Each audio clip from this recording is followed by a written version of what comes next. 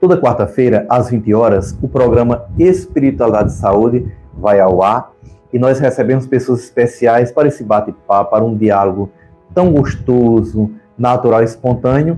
E hoje não é diferente, nós recebemos uma pessoa mais do que especial, a professora doutora Rinalda Guerra, que deu a sua, e continua dando sua contribuição na sociedade paraibana, por meio da Universidade Federal da Paraíba. Formou muitos profissionais, ela como farmacêutica, pesquisadora, uma grande pesquisadora, estudiosa da fitoterapia, ou seja, da farmácia natural, onde busca resgatar, valorizar, incentivar a cura pela natureza.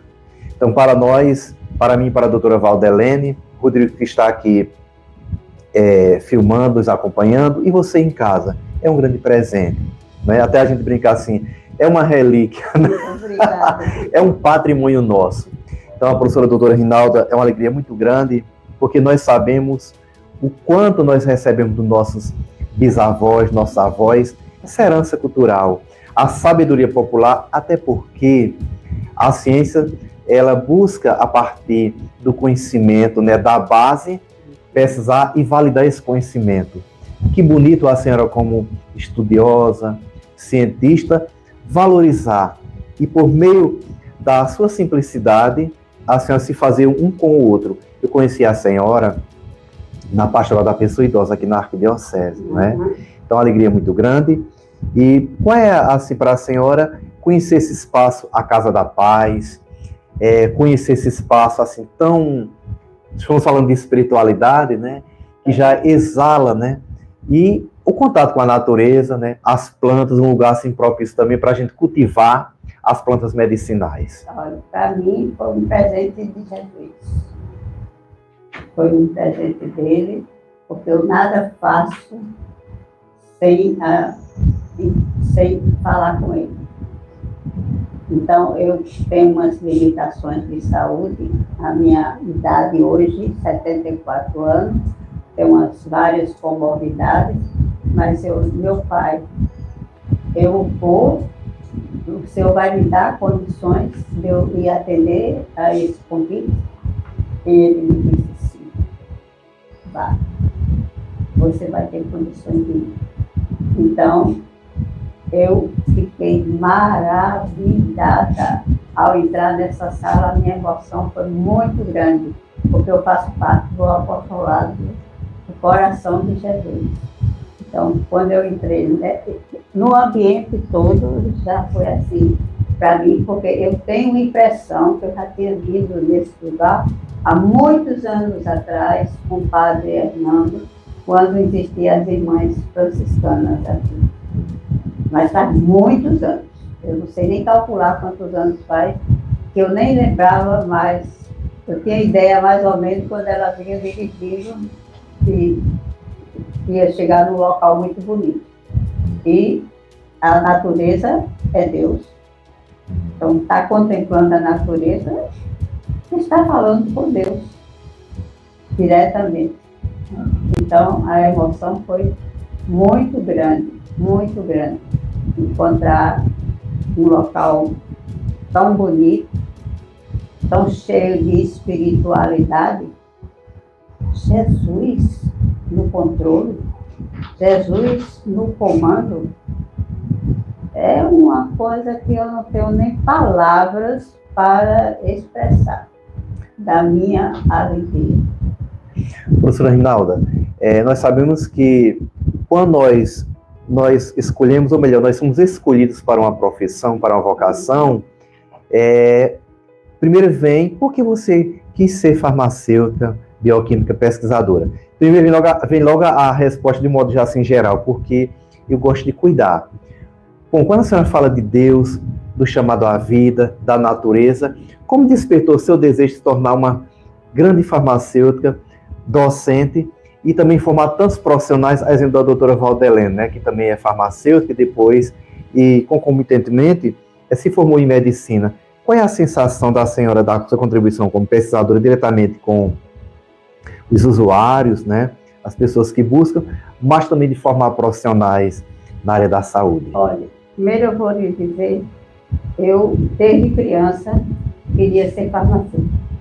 Fui da época em que se selecionava pela nota. A gente entrava na universidade pela área de saúde. E passávamos 1 ano e 6 meses, e com 1 ano e 6 meses, que era a fase chamada ciclo básico, se separava para a parte profissional, fazendo uma coisa que foi o maior absurdo que houve na educação brasileira. Chamava as pessoas para os cursos pelas notas. Então, os primeiros eram os alunos de medicina, segundo, os alunos de odontologia, terceiro, os alunos de enfermagem, farmácia, medicina, farmácia, odontologia e enfermagem. Só tinha esses 4 cursos. Eu fui classificada muito bem para ser médica, mas eu não nasci para ser médica. A minha missão não era ser médica. Meus colegas diziam: Rinalda, faz medicina, tu faz pediatria, tu gosta tanto de criança. Eu disse: não, eu não nasci para ser médica. Eu sou farmacêutica. Então, quando eu fui assinar na reitoria, os funcionários tiveram um impacto muito grande, que eu estava muito bem classificada para a medicina, puxei o 3º curso, que era farmácia. Então, talvez, porque minha mãe preparava muitos remédios caseiros, eu acompanhava, minha avó, desde criança eu queria ser farmacêutica. Então, como professora, eu comecei a ser professora de catecismo, minha gente. Criança ainda, adolescente. Eu era catequista lá na igreja Nossa Senhora da Conceição Preparadora. Depois eu fui ser professora de ciências do Estado. Ensinei no Colégio Estadual de Bahia, me ensinei no Colégio Estadual José Pinheiro, porque eu fui trabalhar como professora de parasitologia na FUM. Então, toda a minha vida foi ensino. E o amor pelas plantas, e também foi uma das coisas que eu quis fazer farmácia, porque eu via no currículo que farmácia tinha alguma coisa com plantas medicinais. Então, eu tenho uma maior alegria de dizer: eu sou farmacêutica. Então, e trabalhar com o povo sempre também foi minha missão. Trabalhar com o povo, decodificar as coisas. E o povo foi grande professor para mim. Os trabalhos na pastoral da saúde, onde a gente ia pelo interior do estado, e eu e Dona Zefinha, a gente era quem falava sobre as plantas medicinais. Dona Zefinha, com aquele jeito dela especial, dançando, cantando, e com o Padre Glênio, na pastoral da saúde. Então, para mim, é um motivo de alegria muito grande, muito grande. E eu vou falar de um remédio da minha mãe, que hoje eu digo: tenho cuidado, com a planta abacaxi. Mas a senhora falar do remédio da sua mãe, segura aí um pouquinho. Seguro. O currículo da professora é vasto. Um programa não daria para apresentar o seu currículo, né? E eu acredito que a gente vai precisar ter mais, dar continuidade, porque, olha, quando a senhora começa a falar sobre os princípios ativos, sobre como preparar as plantas, as plantas medicinais, isso mesmo, remédios, a gente fica encantado, né? E eu fico assim, eu quero usar uma expressão, pasmo, eu fico assim, boquiaberto, como se diz, pela sua tamanha capacidade de sintetizar, de facilitar o nosso conhecimento. Mas eu gostaria, antes da senhora falar sobre essa planta da sua mãe, e a gente falar mais um pouco sobre a senhora apresentar as plantas, eu gostaria que a senhora falasse, quando a senhora começou na docência, o contato com os alunos, Porque, com certeza, todos os profissionais como a enfermagem, a fisioterapia, a educação física, a medicina, né, principalmente a farmácia, o interesse pela fitoterapia, como a senhora percebe hoje, né? O interesse, a gente percebe que em cada esquina a gente vê uma farmácia, até o incentivo realmente ao consumo, né? Como também as vitaminas, proteínas, e esquece realmente que a gente tem o acesso em casa, essa facilidade. Mas assim, o contato com os estudantes, bem como esse retorno deles. E a senhora fala também que eu me encantei muito. A primeira vez que eu tive o contato com a equipe, que era chamado o ERI, eu achava muito bonito, o Encontro Rural Integral, era Encontro Rural Integral, de ter esse contato com os agricultores, com as comunidades. Como é que a senhora relata essa experiência na sua vida de docente? Foi uma das melhores. Estágio Rural Integrado. Sim, isso mesmo. Então, nós íamos fazer a supervisão, porque eles ficavam um mês no interior. Eu acho que isso nunca devia ter acabado, que era o momento do estudante se familiarizar com o nosso povo. Então, eu dava treinamento, e já no treinamento eu induzia algumas coisas para falar de plantas medicinais. E eles estavam saindo, né, para o interior, mas tinha uma aula comigo de plantas. E um dos alunos disse: professora, a senhora quer que a gente aprenda sobre planta? A gente já está terminando o curso, porque a gente não tem introduzido ainda a disciplina fitoterapia. Nós introduzimos bem mais depois. Aí eu disse: meu filho, tem um livro que é um tratado de fitomedicina, Dr. Alonso, é um espanhol. E ele diz lá que nenhum médico deveria se formar sem antes ter um treinamento sem saber de plantas medicinais. Porque você vai chegar no interior e muita coisa não vai encontrar o medicamento. Como eu falei anteriormente, os remédios de pele. Então, era naquela época muito difícil estar lá naquela lista dos postos de saúde onde eles estavam antes do PSF, né? Aí eu dizia assim: não, vocês não precisam dizer que está faltando, não. Vai na natureza, está tudo ali disponível. Você pode usar a escabiose, eu falei anteriormente, o melão São Caetano, ia falando de outra coisa. Espinho de cigano, que eu esqueci de falar, e não trouxe porque ela também nasce o nosso pai manda exatamente no período mais frio, manda o espinho de cigano, a pantosperno íspido. A raiz é um grande grupo dilatador. E eu vi médicos em Pernambuco usando a raiz do espinho de cigano para tratar asma, para tratar dos problemas respiratórios. Então, eu dizia para eles: olha aí a natureza, tanta coisa disponível que você pode usar, né? Então, o ERI, eu digo a você, foi uma experiência assim, maravilhosa na minha vida de docente, que já tem 50 anos de vida como docente.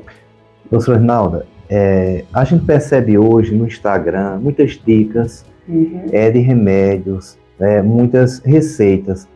A senhora vê, qual é a sua visão, né, quando são pessoas que não têm a qualificação ou não são profissionais? Qual é a orientação, a sugestão que a senhora nos dá? Eu me preocupo, porque receita não é para ser dado assim, não. Cada pessoa é única no planeta Terra. Então, o médico, ele passa 6 anos, depois faz residência, depois faz alguma coisa, para saber diagnosticar e dar o tratamento. Então, quando eu vou para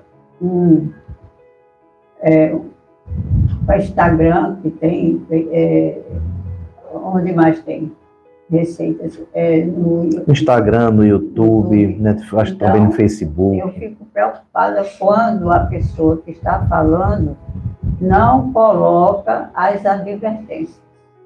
Coloca assim, como se pode usar, é natural e não faz mal. Passa essa mensagem, mesmo em linhas, passa essa mensagem. É natural e não faz mal. Todo e qualquer remédio, que aqui é remédio é qualquer coisa que cure, inclusive a oração é um dos grandes remédios. Então, tem sua individualidade. A pessoa não é, nós não somos iguais. Cada um de nós temos os nossos olhos. Por exemplo, eu tenho hoje 74 anos.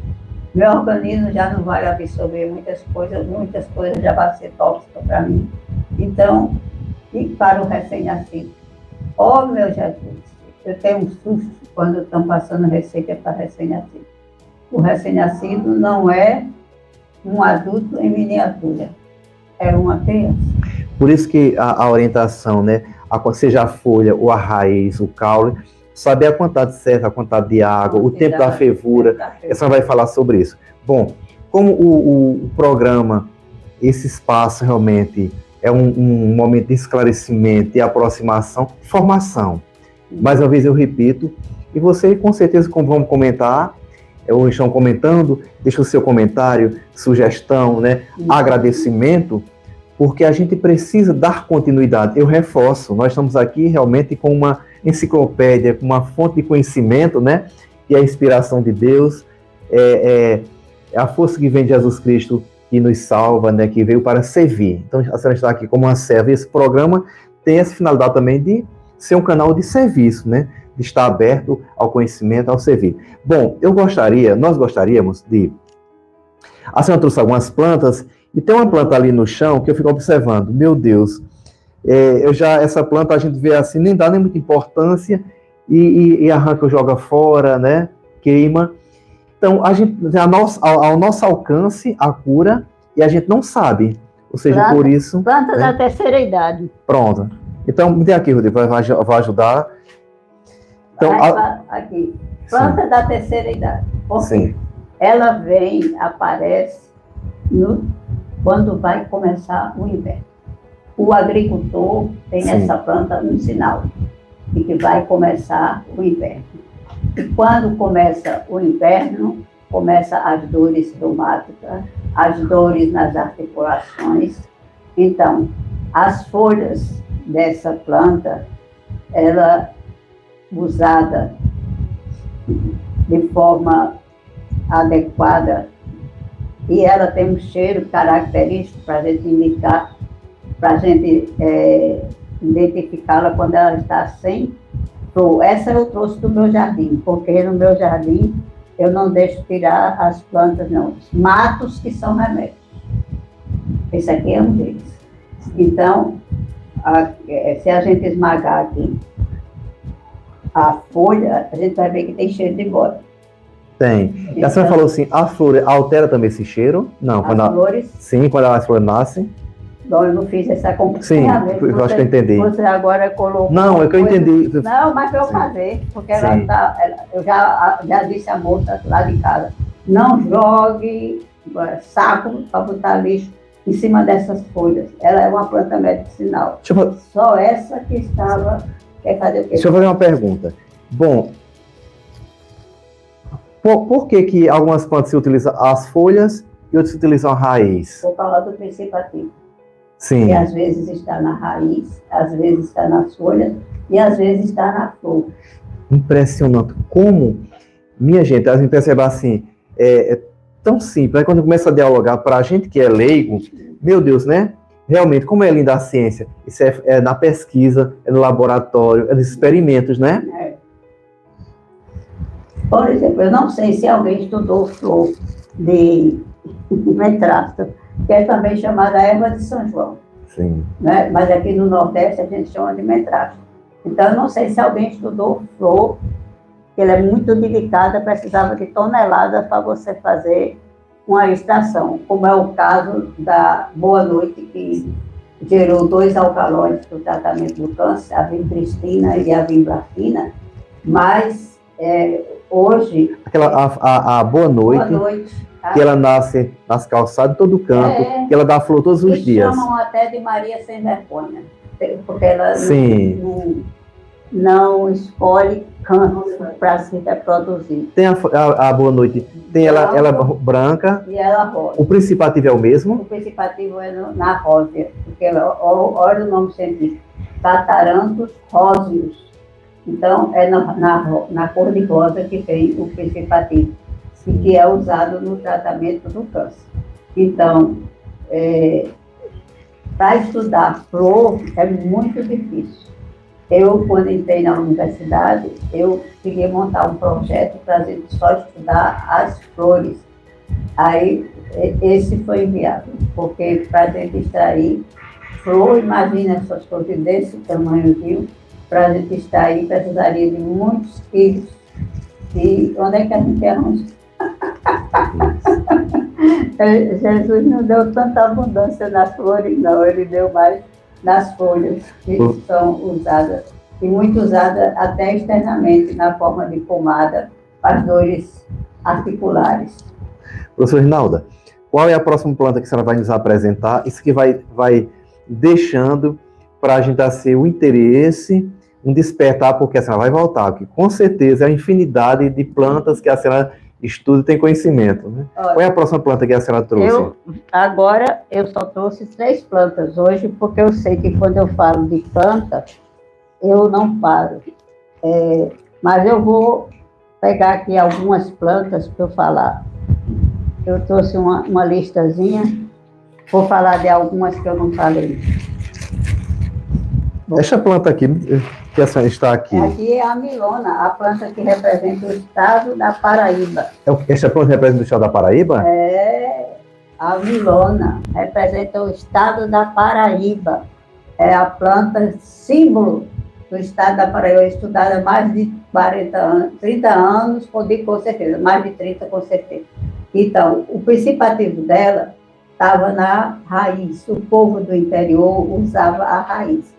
Ela não é cultivada naturalmente. Se você for para Patos, por tanto que ela aparece, ela é sertaneja. Ela é do sertão? E tem um casamento dela que eu queria estudar tanto, é o dela com a rolinha. Eu vou mostrar a vocês depois a foto da que tem lá em casa.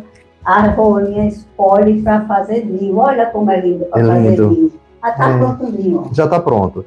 E me diga uma coisa, onde ela gosta assim, de muita água, nasce assim no oásis, na beira do rio, onde quem mora no sertão encontra essa planta?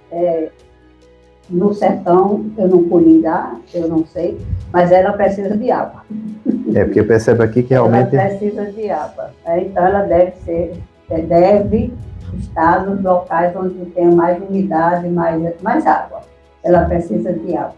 A raiz dela, ela vai saindo aí, ela se agarra com qualquer um que passar, qualquer coisa que tenha, que ela não tem gavinha. Ela vai e se agarra. Professora Rinalda, me diga uma coisa. Eu digo assim, meus pais em casa, pelo que eu vou aprendendo, até pelo contato com a senhora na pastoral da saúde, e a gente está vendo essa planta, mas a senhora falou de um manual, né, que realmente é de um pesquisador espanhol. É um tratado, é um livro. Alonso. A gente percebe que hoje... Tratado de fitomedicina, corresponde ao nosso livro de Goodman, de farmacologia. É um tratado enorme. A editora Santuário, parece que a doutora Rosalene trouxe esse livro, também publicou, né, tem essa preocupação. E é um material, imagem colorida, é um material muito bom, né? Então, até para a gente assim, saber identificar, porque também muda de região o nome daquelas plantas. Então, o visual, isso facilita também. Mas o que eu quis dizer também, eu converso com meus pais, quando eles vão assim, ferver a erva cidreira, ferver o alecrim, primeiro a quantidade, também ferve a água, quando está fervendo, desliga e coloca bem lavada e tampa, não é? Porque às vezes assim, começa a ferver e pelo vapor vai embora a essência, o principativo. Vai, principalmente a planta rica em óleos essenciais. vai embora. Cadê o saquinho dela? Aqui.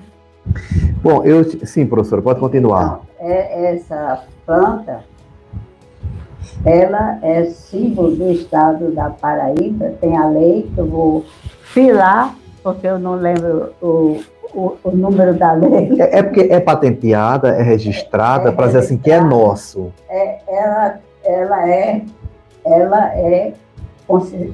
Foi divulgada uma lei que considera a milona o símbolo do estado da Paraíba.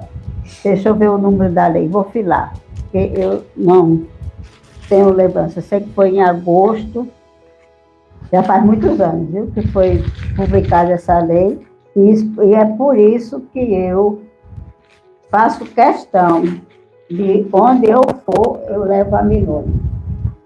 Deixa eu ver se eu fiz a fila certa. Rinaldo nunca foi filona, então... Deixa eu ver, Rinaldo. Rinaldo, tu não botasse, mulher. Valdirene, pega aí. Lei Municipal da Milona, que vai sair.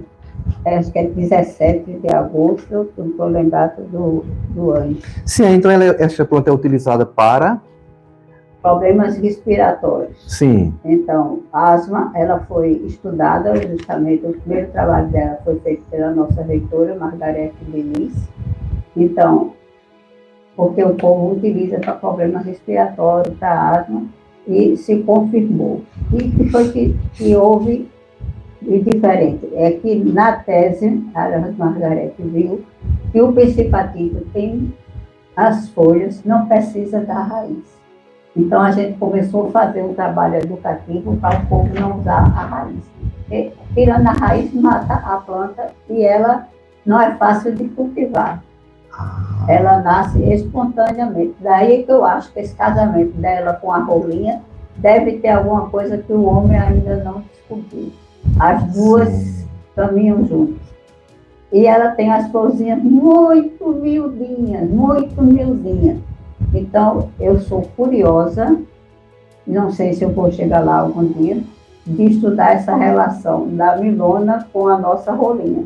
Porque lá em casa tem várias plantas, mas ela escolhe a milona, justamente porque a milona já forma um ninho, já encontra um ninho quase pronto, da milona, né, para a rolinha. Então, ela tem atividade anti-inflamatória, imunoestimulante. E hoje, o trabalho que a gente vem fazendo há anos, praticamente você não encontra nos raizeiros a raiz da milona, porque é um trabalho que vem sendo feito há muitos anos.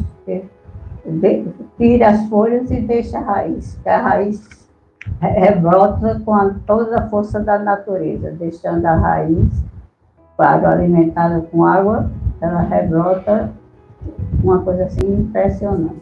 Eu estou aqui folheando o livro inquieto porque eu estou procurando uma planta que o meu pai, ele conseguiu uma mudinha dessa planta, uma muda dessa planta, e ele rega com o maior carinho, e ela não é tão comum. Mas se eu não encontrar agora, eu vou apresentar a senhora, e no próximo programa será apresentado, né?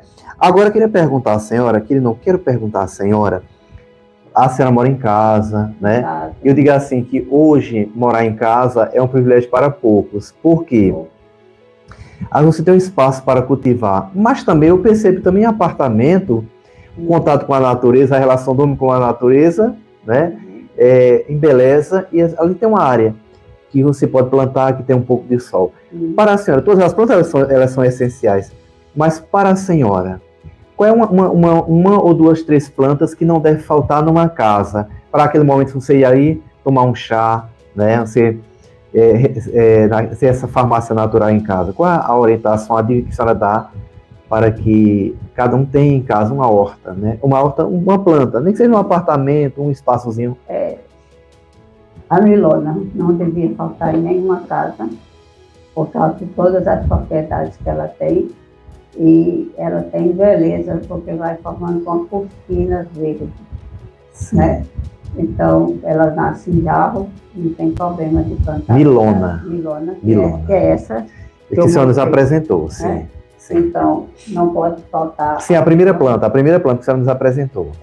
Milona. Que é mais fácil de encontrar. Tá? Milona, né? Então, ela não é fácil de pegar muda, não.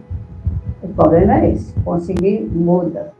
Incentivar para que o programa de pós-graduação em produtos naturais e sintéticos bioativos, que começou a estudar a milona, tenha um cantinho lá para fornecer mudas para a comunidade, porque lá ela está totalmente identificada pelo também, né?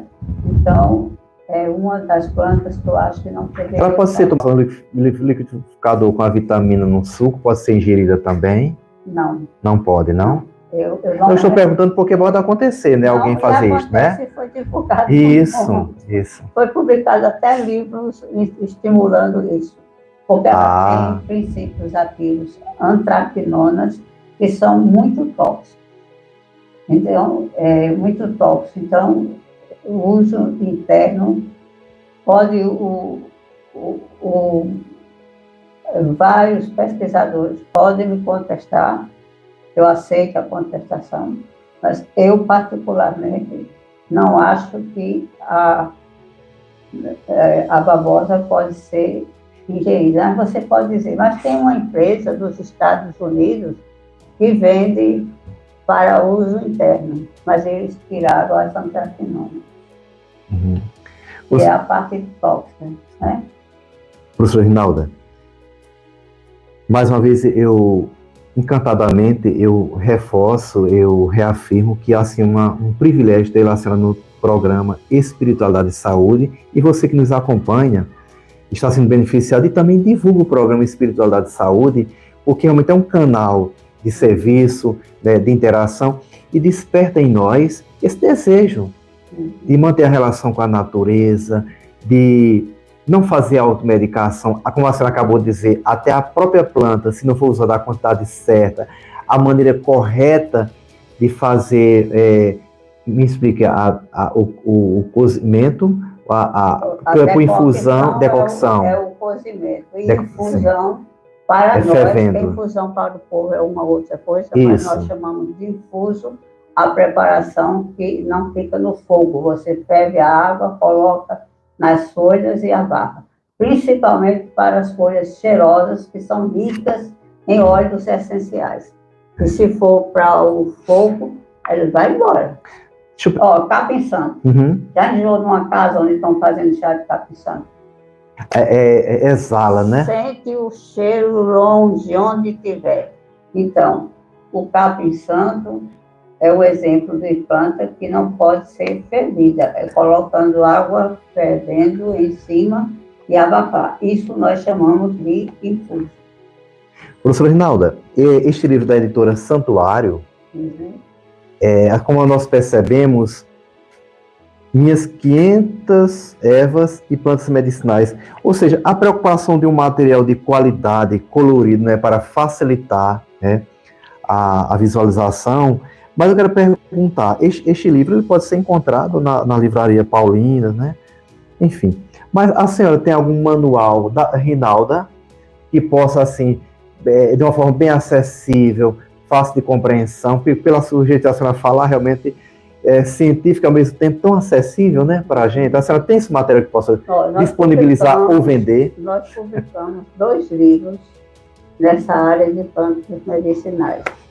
Todos eles esgotados, botei.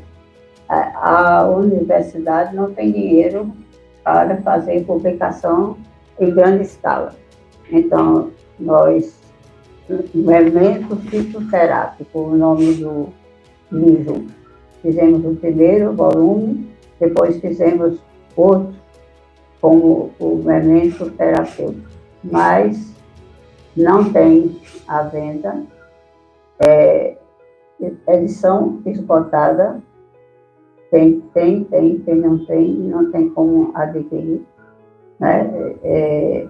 Não sei se a universidade autorizaria a fazer e-book desses 2 livros, não sei, porque hoje eu não estou dentro do quadro efetivo da universidade, eu sou um adepto.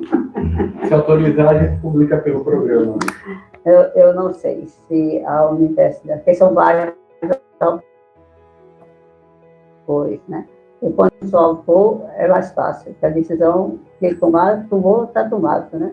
Mas, assim, eu não sei se a universidade teria interesse de liberar os 2 livros que a gente publicou para divulgar, né, o material que foi estudado por estudantes e professores. Eu tenho uma sugestão assim que suscitou agora, né? Tem uma sugestão que suscitou agora, como ter acesso e o contato com a senhora? A senhora tem Instagram?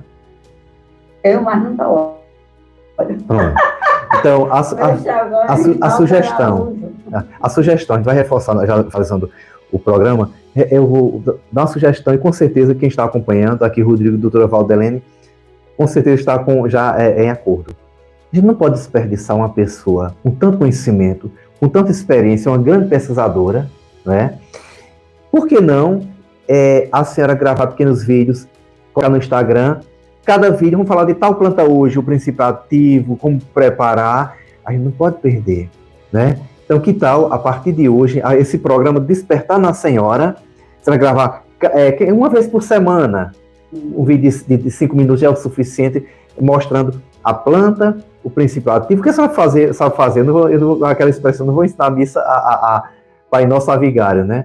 Mas não pode desperdiçar essa fonte de conhecimento, de sabedoria, que realmente busca em Deus, primeiramente, a fonte de inspiração. Mais uma vez, qual é o seu Instagram? Rinalda Araújo. Rinalda Araújo. Então, nós agradecemos demais. Uso pouco. Agora, deixa eu falar da planta da minha mãe. Sim, perdão. Eu me empolguei tanto, e a gente vai finalizar falando da planta da sua mãe. Eu me empolguei tanto que... Olha, a minha mãe, ela tinha um remédio que ela considerava como um remédio santo para tudo que era de tosse, bronquite, essas doenças respiratórias. Eu que tive. Então, o que é que ela fazia? Um lambedor de abacaxi, tirado o miolo e a casca, claro, que era desprezada. E aí ela colocava em banho-maria o suco puro do abacaxi e acrescentava a beterraba. Então, esse lambedor era muito procurado pela vizinhança. E eu depois fui estudar o abacaxi, porque o abacaxi em criança é perigoso, tem muitas alergias. O meu marido desmaiava só em sentir o cheiro do abacaxi. Então, o cheiro não, pode comer. Agora, uma pessoa que mora lá em casa não pode sentir nem de longe o cheiro. Então, eu me preocupava, eu dizia assim, mamãe, a senhora passa esse remédio, por que a senhora não ensina? Eu não ensino, não. Eu faço, porque eu não sei se vão fazer como eu faço. A preocupação, né? Então, eu queria até que o Valdirene falasse um pouquinho se ela já pegou alguma criança com alergia a abacaxi. Eu tenho alergia a abacaxi. Pronto. Mas assim, não é uma alergia grave, porque as alergias elas são diferentes, né? E se manifestam em pessoas de forma diferente. Criança alérgica a abacaxi mesmo não peguei, mas eu hoje em dia, em alguns casos, eu peço os testes, né? Que a gente tem como fazer no sangue, e já tive resultados positivos. Né? Porque muitas vezes a criança chega com, a gente suspeita de quadros alérgicos alimentares, e a mãe muitas vezes não sabe a que exatamente, porque a alergia pode ser a várias coisas. Aí já peguei crianças com resultado positivo a abacaxi. E a gente hoje em dia sabe que pode ter alergia a tudo, até o próprio suor, a exposição ao sol. Né? Eu tenho alergia ao sol. Pronto. Aí eu queria destacar, já em relação à criança, que eu não recomendo chá em hipótese nenhuma, para criança abaixo de 2 anos, né? Tem muito aquela cultura popular de indicar um chazinho para cólica, né? Eu contraindico e explico que não pode usar. Principalmente que a gente não vai estar sabendo ali a dosagem que vai estar sendo usada. Num medicamento de farmácia, que já foi testado, já se sabe a dose que a criança pode usar. Mas o chá, não. Então, vamos tirar essa cultura de que o que é natural não faz mal. O que é natural vai depender da dose que é empregada. Pode ser remédio, pode ser veneno, né? Então, eu sempre tenho esse cuidado. O lambedor eu indico, né? E também o que eu sempre falo em relação ao lambedor é que não façam misturas, né? Pela simples introdução alimentar, por exemplo, de frutas, eu sempre falo com a mãe o seguinte: introduza uma de cada vez, porque vai observar se a criança tem alergia, se a criança tem diarreia. E eu não indico misturas, né, do lambedor. Então, sempre um por um. Né? Então, eu queria destacar isso, o cuidado com menores de 2 anos, essa história de dar chá para cólica, não se deve fazer isso, porque a criança está amarelinha, né, com icterícia, dá o chá, não deve dar chá, tem que consultar o médico. Deu banho de sol, né, que muitas vezes resolve, e era isso que eu queria destacar nessa parte da pediatria. Tá, mas eu não sou essa grande pesquisadora.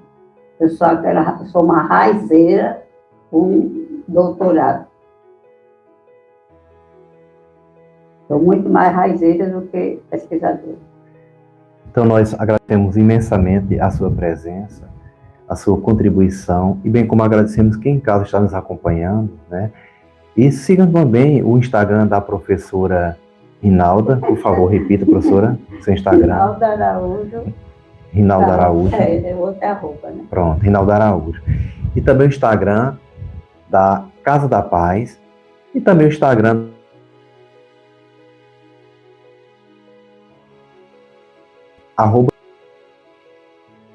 @sugestão, né? Estamos abertos. Momento pedindo a intercessão de São Francisco de Assis, como patrono da natureza. Esta casa também tem como baluarte São Padre Pio, não? Né?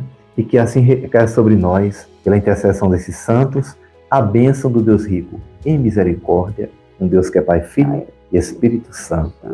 Amém. Obrigada. Eu não preparei assim o roteiro, mas faz fluindo naturalmente, né? Gratidão por